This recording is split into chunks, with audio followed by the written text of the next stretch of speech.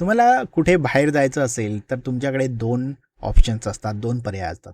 स्वतःची गाडी तुम्ही काढू शकता, तिचं पेट्रोल, सर्व्हिस, पार्किंग तुम्हाला सांभाळत बसावं लागेल. पण याऐवजी तुम्ही कधी-कधी काय करता, की ओला किंवा उबेर बोलावता. जेवढा वेळ तुम्ही गाडी वापरता, तेवढाच पैसा तुम्हाला द्यावा लागतो. क्लाउडमध्ये देखील एक अशीच संकल्पना आहे, तिला म्हणतात सर्व्हरलेस.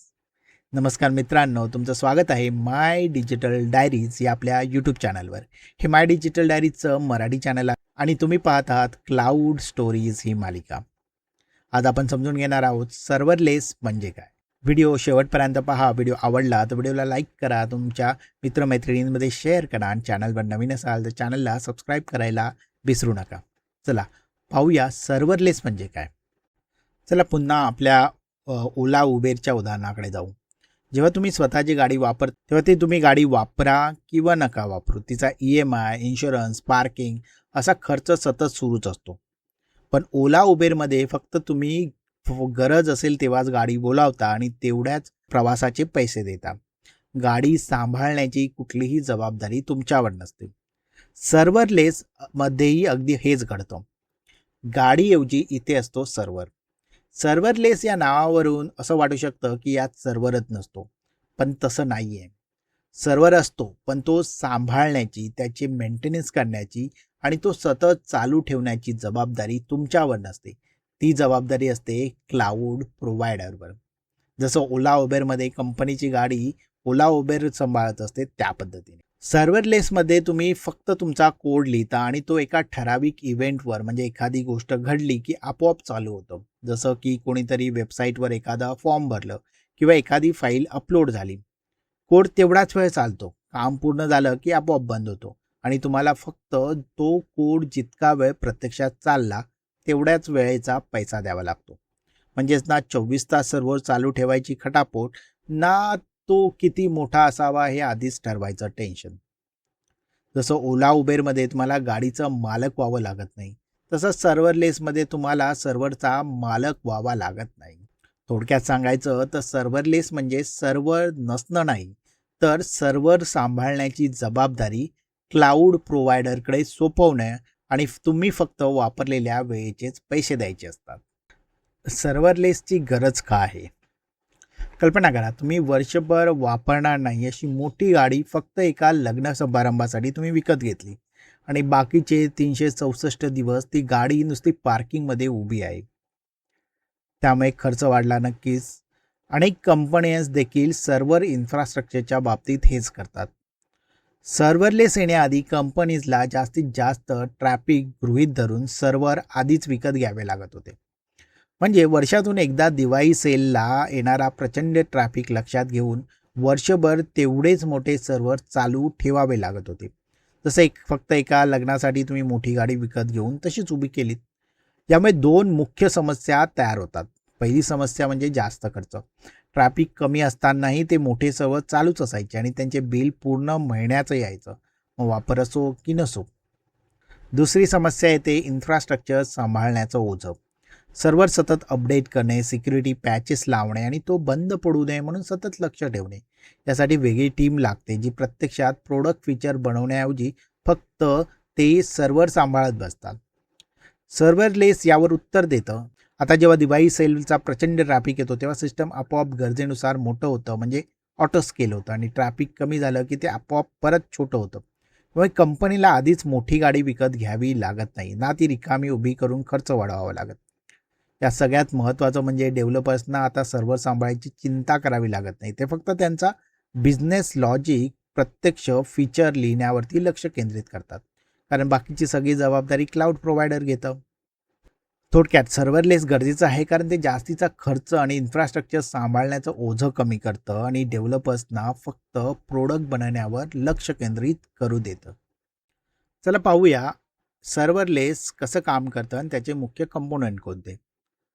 ओला उबेरच्या मीटरचा विचार करा. गाडी सुरू झाल्यापासून ते तुम्ही उतरेपर्यंतच्या वेळेचं भाडं लागतं. मध्ये गाडी बंद असताना काही पैसे लागत नाही. सर्व्हरलेसचं काम करण्याची पद्धतसुद्धा अगदी याच मीटरसारखी असते. तर सर्व्हरलेस नेमकं काय काम कसं करतं, याचे मुख्य कंपोनंट कोणते हे टप्प्याटप्प्याने बघू. सगळ्यात आधी फंक्शन्स. सर्व्हरलेसमध्ये सगळ्यात छोटे आणि मुख्य एकक म्हणजे फंक्शन. याला बरेचदा फंक्शन ॲज अ सर्व्हिस किंवा FAS असं म्हटलं जातं. AWS लॅम्बडा, अजूर फंक्शन किंवा गुगल क्लाउड फंक्शन ही त्यांची उदाहरणं आहेत. प्रत्येक फंक्शन एक विशिष्ट छोटं काम करण्यासाठी लिहिलेला असतो.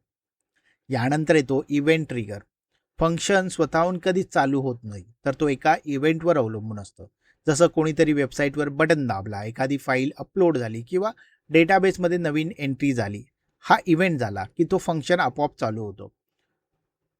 ओला उबेरमध्ये जसं तुम्ही रिक्वेस्ट केली की गाडी तुमच्याकडे यायला सुरुवात होते, तसंच इव्हेंट ट्रिगर. पुढे येतं ऑटो स्केलिंग. एकाच वेळी 10 लोकांनी राईड मागितली तर ओला उबेरकडे 10 गाड्या वेगवेगळ्या पाठवल्या जातात. तसंच जर एकाच वेळी हजारो लोकांनी वेबसाईट पाठवली तर सर्व्हरलेस सिस्टीममध्ये आपोआप तितके फंक्शन कॉपी चालू करतं. तुम्हाला काहीही मॅन्युअली करावं लागत नाही. त्याचबरोबर स्टेटलेसनेस. प्रत्येक फंक्शन हा इंडिपेंडेंट असतो, म्हणजे त्याला मागच्या रिक्वेस्टची आठवण नसते. प्रत्येक वेळी तो नव्याने चालतो आणि काम झालं की लगेच बंद होतो. यामुळे तो इतक्या पटकन स्केल होऊ शकतो. आणि शेवटी पे पर एक्झिक्युशन बिलिंग.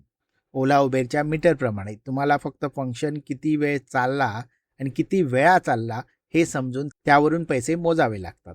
थोडक्यात सर्व्हरलेसमध्ये इव्हेंट एखादा फंक्शन चालू करतो, तो आपोआप स्केल होतो, स्टेटलेस पद्धतीने काम करतो आणि तुम्हाला फक्त प्रत्यक्ष वापरलेल्या वेळेचेच पैसे द्यावे लागतात. हे सर्व्हरलेस तुम्ही कधी वापराल? ओला उबेरचंच उदाहरण घेऊ. ओला उबेर रोजच्या छोट्या प्रवासासाठी उत्तम आहे, पण जर तुम्हाला रोज लांब पल्ल्याचा प्रवास करायचा असेल तर स्वतःची गाडी असणं जास्त फायद्याचं नाही का? सर्व्हरलेस वापरायचं की नाही हे ठरवतानाही असाच विचार करावा लागतो. तर सर्व्हरलेस नेमकं कधी वापरावं आणि त्याच्या मर्यादा काय आहेत ते बघूया. सर्व्हरलेस सगळ्यात जास्त उपयोगी ठरतं जेव्हा ट्रॅफिक अनियमित असतो, म्हणजे कधी खूप जास्त तर कधी कमी. उदाहरणार्थ एखाद्या ई-कॉमर्स वेबसाईटवर फक्त सेलच्या काळात गर्दी वाढते, बाकी वेळा कमी असते. अशा वेळी सर्व्हरलेस उत्तम काम करतं. तसंच इव्हेंट ड्रिव्हन कामासाठी सुद्धा सर्व्हरलेस उत्तम आहे. जसं एखादी इमेज अपलोड झाल्यानंतर तिचा आपोआप थंबनेल तयार करणं किंवा एखाद्या डेटा आल्यावर लगेच त्यावर प्रक्रिया करणं. अशी छोटी स्वतंत्र कामं सर्व्हरलेससाठी अगदी योग्य आहेत. आणि नवीन स्टार्टअपसाठी सुद्धा हे फायदेशीर ठरतं, कारण सुरुवातीला मोठी इन्फ्रास्ट्रक्चर विकत घेण्याची गरज नसते. वापराप्रमाणे हळूहळू खर्च वाढतो. मग आता मर्यादांकडे बघूया. सगळ्यात पहिली मर्यादा येते कोल्ड स्टार्ट.